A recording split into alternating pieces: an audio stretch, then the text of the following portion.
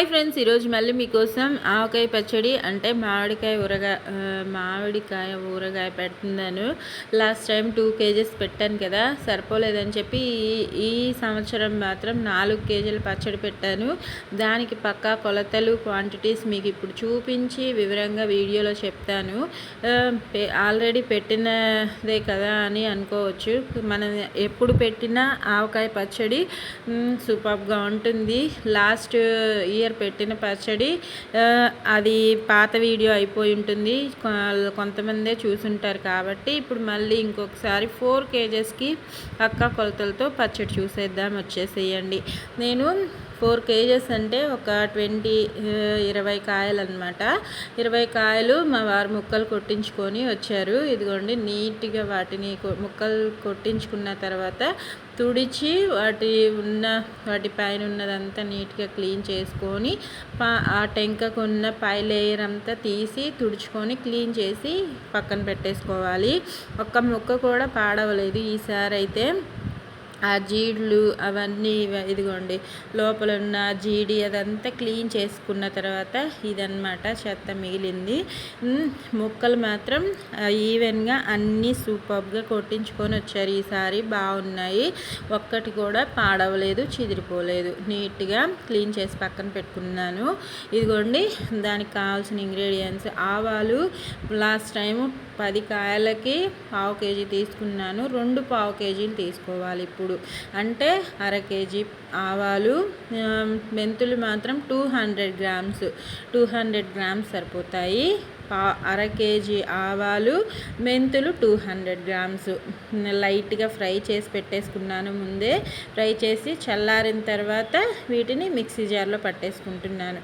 Fry చేయకపోయినా ఇబ్బంది ఏం లేదు, పచ్చివైనా వేసేసుకోవచ్చు. ఎందుకంటే మన ఆవకాయ ముక్క అనేది పచ్చిగా అవనే వేస్తాం కదా, ఆ పులుపుకి మనం వేసిన ఇంగ్రీడియంట్స్ అంతా చక్కగా ఊరి బాగా పడతాయి అన్నమాట. ఇప్పుడు మనం కొలత చూసుకుందాం రండి. ఈ కొలతలు కరెక్ట్గా ఉంటే పచ్చడి ఎప్పుడు పెట్టినా సూపర్గా వస్తుంది. చూసేసుకోండి. ఇంకా నేను ఈ గిన్నెతోటి కొలుచుకుంటున్నాను. ఇదే గిన్నెతోటి మూడు గిన్నెలంత ముక్కలు అయ్యాయి అన్నమాట. మీరు ఏ గ్లాస్ అయినా ఏ లోటా అయినా తీసుకోండి, ఇబ్బంది లేదు. 4 డబ్బాలకి 1 డబ్బా కారం, అదే 4 లోటాలు కానీ 1 డబ్బా. నేను 3 గిన్నెలు కాబట్టి 3/4 వంతు కారం వేసుకుంటున్నాను.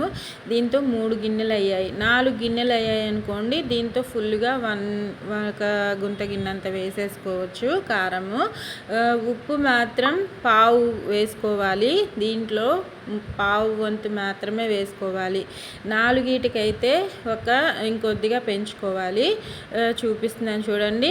ఆ గిన్నెకి 1/2 వంతు అంటే నాకు ఈ పచ్చడి మొత్తానికి 1 కేజీ సాల్ట్ పట్టిందనమాట.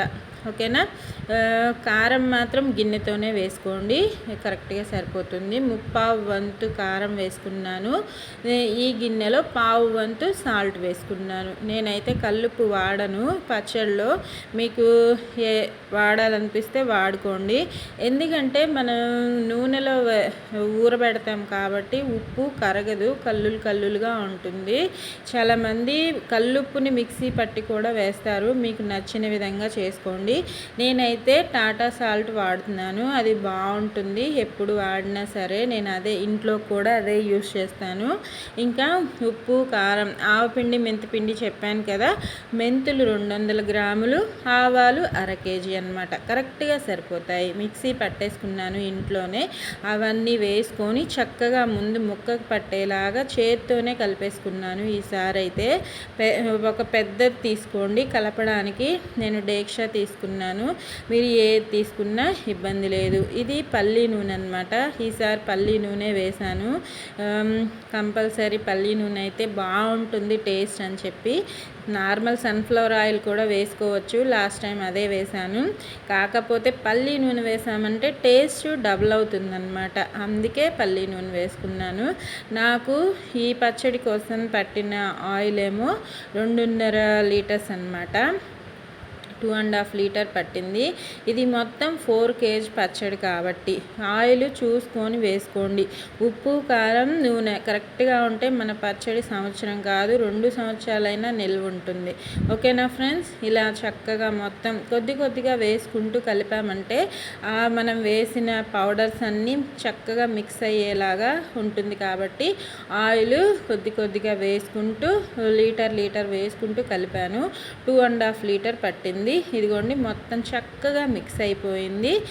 కనిపిస్తుంది కదా, అసలు ఇలా చూస్తుంటేనే నోరూరుతుంది కదా, నాకైతే అలానే ఉంది. మీకు ఎలా ఉందో కామెంట్స్లో పెట్టండి. దీన్ని నేను ప్లాస్టిక్ బకెట్లో తీసుకుంటున్నాను. మీకు దగ్గర పింగాణి జాడి ఉన్న దాంట్లో అయినా తీసుకోండి, ఇబ్బంది లేదు. ఓకేనా? పింగాణి జాడీలో తీసుకున్న ఇబ్బంది లేదు, ఇలా ప్లాస్టిక్ డబ్బాలో స్టోర్ చేసుకున్న ఇబ్బంది లేదు. ఇంకా దీన్ని 3వ రోజు మిక్స్ చేసుకోవాలి చక్కగా మొత్తం పచ్చడి అంతా. ఇలా మనం కలిపినప్పుడు చూడండి ఆయిల్ కనిపించట్లేదు. 3వ రోజుకి ఎలా ఉంటుందో టెక్స్చర్ మీకు చూపిస్తాను. ఇదిగోండి స్టోర్ చేసి 3 days పక్కన పెట్టేసుకుందాము. నేనైతే తలస్నానం చేసి నీట్గా కలిపాను. కలిపేటప్పుడు 3వ రోజు కూడా నా సెంటిమెంట్, మా అమ్మ చిన్నప్పటి నుంచి అలానే చేసేది. తలస్నానం చేసే పచ్చడి తీసి మిక్స్ చేస్తాను 3వ రోజు కూడా. మీరు కూడా అలా నీట్గా చేసుకోండి, ఎవరి సెంటిమెంట్ వాళ్ళది కదా. ఇదిగోండి పచ్చడి అసలు బాగుంది కదా. కలిపిన రోజు ఈ టెక్స్చర్ ఉంది.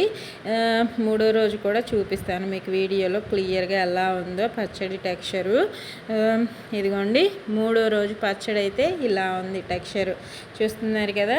ఇంకా దానిలో నుంచి తీసి మళ్ళీ సేమ్ అదే డేక్షాని కడిగి పెట్టుకున్నాను. డ్రైగా ఉండాలి, మనం ఏ చేసినా సరే డ్రైగా ఉంచుకొని మిక్స్ చేసుకోండి.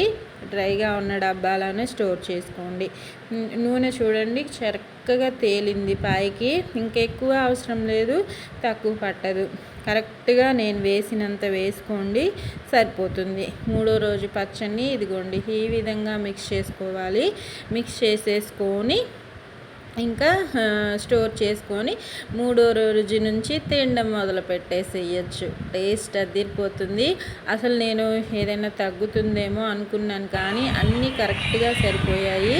సూపర్గా ఉంది నా పచ్చడి. మీరు ట్రై చేయండి, నచ్చితే లైక్ చేయండి, యూస్ఫుల్గా అనిపిస్తే మీ ఫ్రెండ్స్ అండ్ ఫ్యామిలీ మెంబర్స్కి షేర్ చేయండి.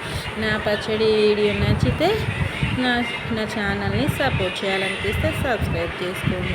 ఆరోగ్యంగా తినండి,